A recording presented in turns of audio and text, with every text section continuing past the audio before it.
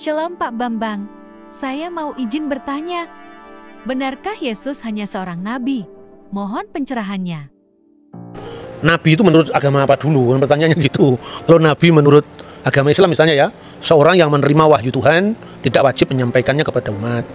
Kalau Rasul, seorang menerima wahyu dan wajib menyampaikannya kepada umat. Itu kan Islam. Di dalam Kristen, nabi itu berkaitan dengan kata pengkabar atau haroeh, pelihat. Jadi nabi itu sesuatu yang memiliki nubuat untuk masa depan yang belum terjadi. Makanya disebut dalam bahasa Yunani prophetes.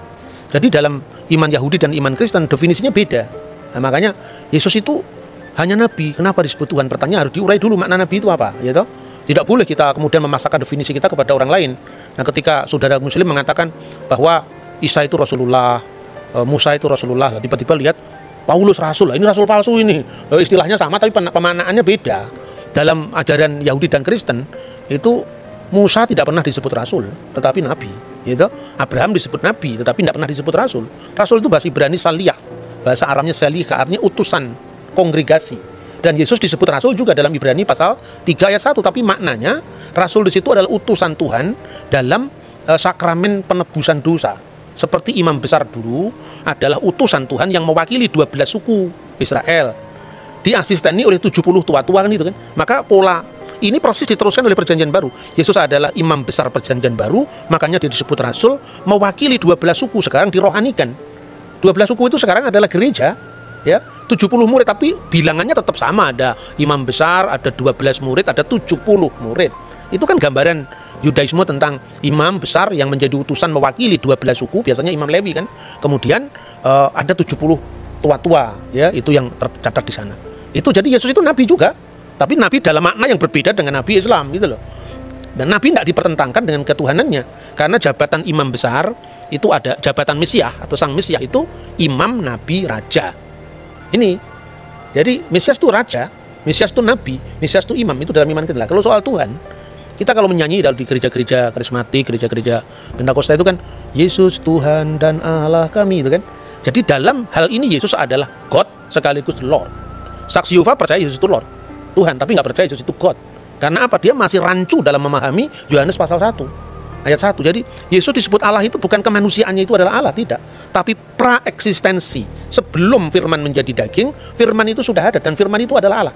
Jadi dalam wujud ilahinya, dalam kodrat ilahinya, firman itu adalah Allah. Kemanusiaannya tentu baru ada telah dilahirkan Bunda Maria kan. Nah, dalam tugas kemesiasannya itu, maka Yesus disebut Tuhan. Tuhan itu Lord. Dari mana teksnya? Kalau kita membaca misalnya di dalam Injil Markus ya, pasal 12 ayat 29 dan seterusnya, itu jelas ketika Yesus ditanya hukum apa yang paling utama dari segala hukum yang ada. Misvah Harishona. Itu yang pertama, Shema Yisrael Adonai Elohenu Adonai Echad. Shema Yisrael Adonai Elohenu Adonai Echad. Dengarkanlah wahai Israel, Tuhan Allah kita, Tuhan itu esa.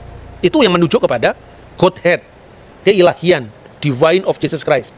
Tapi kalau kita membaca ayat-ayat selanjutnya misalnya di dalam pasal 12 mulai dari ayat 30 berapa ini? 37 38 ya. Pada suatu kali ketika Yesus mengajar di Bait Allah, ia berkata, bagaimana ahli-ahli Taurat dapat mengatakan bahwa Mesias adalah anak Daud? Daud sendiri oleh pimpinan Roh Kudus berkata, Tuhan telah berfirman kepada Tuanku, duduklah di sebelah kananku sampai musuh-musuhmu kutaruh di bawah kakimu. Daud sendiri menyebut dia tuannya. Bagaimana mungkin ia anaknya pula? Orang yang besar jumlahnya mendengarkan dia dengan penuh minat. Jadi Yesus itu anak Daud, betul, secara daging. Makanya Injil Matius diawali dari inilah silsilah Yesus Kristus, the book generation, ya, Sefer Toledot Yesua HaMasiah. Buku generasi, buku silsilah Yesus Kristus ben David, anaknya Daud ben Abraham. Jadi secara daging dia anaknya Daud karena dia keturunan Daud. Itulah yang merujuk pada kemanusiaan Yesus Kristus. Makanya orang banyak itu kan kaget. Loh, katanya di Mazmur kan dikatakan dia adalah Tuan, Adoni, Tuanku. Bagaimana dia disebut tuannya Daud sekaligus anaknya Daud? Coba kita baca Mazmur ya Tehillim 110, kita baca di sana. Ayat 1 dulu, ayat 1 dulu. Mazmur Mesianik. Ya, Mazmur Mesianik, betul. Le David Mismor, Neum Adonai Ladoni, Sef Lemini Ad Asid Oyefeha, Hadom Relak Leha, menjadi tumpuan kakimu. Jadi kalau di sini diterjemahkan secara bebas begini, Mazmur Daud, Tuhan mendeklarasikan kepada Tuanku, duduk di sebelah kananku sampai ku buat musuh-musuhmu menjadi tumpuan kakimu. Nah, itu yang menarik adalah permainan kata kalau di bahasa Indonesia Tuhan dengan huruf besar karena itu menerjemahkan YHWH. Sedangkan yang satu adalah ladoni, Tuan, benar-benar Tuan. Nah, Tuhan itu Tuan di atas segala Tuan, gitu. Nah, yang menarik di sini yang ayat keempat kali ya, Pak. Ini tentang keimaman. Niswa Adonai, velo yinachem, ata kohen leolam, al dibati Malkisedek. Jadi Tuhan bersumpah dan dia tidak menyesal. Engkau adalah imam. Imam tapi menurut apa? Imam yang kekal menurut perkataan Melkisedek. Nah, itu keimamannya Yesus, bukan imam berarti dalam dia harus keturunan Lewi, bukan. Tapi dia adalah imam menurut Melkisedek. Makanya tadi disebut ada 3 matra atau 3 aspek dalam gelar Mesias, yaitu raja pertama ya. Makanya disebutkan di situ firman Tuhan, Neum Hashem Ladoni, kepada Tuanku.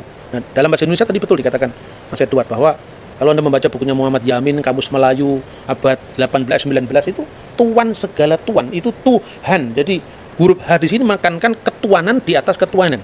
Jadi penguasa segala penguasa. Dalam makna ini Yesus disebut Tuhan. Duduklah kamu di sebelah kananku. Apa konteksnya? Bukan berarti ada 2 kursi, terus Allah di sebelah kiri, Yesus di sebelah kanan. Bukan seperti itu. Itu artinya apa? Ruang Maha Kudus, tempat Sekinah ilahi, artinya kehadiran ilahi, itu sebelah kanannya adalah istana Daud. Jadi artinya bahwa Mesias itu akan menjadi raja kekal menurut dinasti Daud selama-lamanya. Maka duduklah kamu Seflimini, duduklah kamu di sebelah Yamin, sebelah kananku, selama-lamanya. Itu aspek kerajaan ya. Pada saat orang Majus membawa persembahan itu ada 3. Emas, kemenyan, mur. Emas itu kerajaan, menyimbolkan tentang raja. Kemenyan itu tadi yang ayat 4. Engkau adalah imam besar menurut aturan Melkisedek. Artinya Melkisedek itu kan tidak berbapak, tidak beribu, tidak bersisilah. Bukan berarti dia tidak punya bapak sungguhan.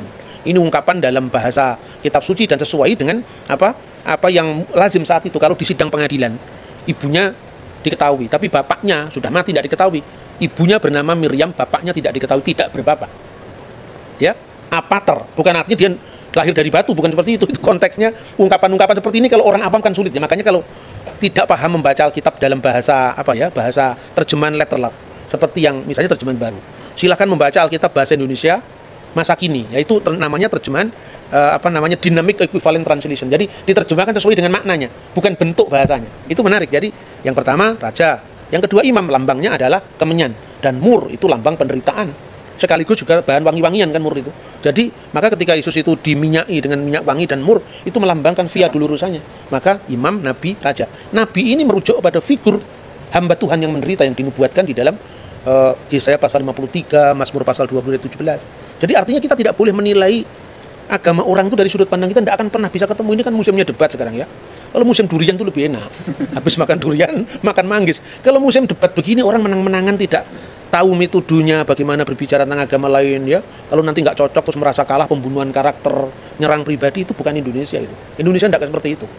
Jauh sebelum bangsa lain itu punya kesadaran tentang multikulturalisme, kita sudah punya Bhinneka Tunggal Ika. Jadi kira-kira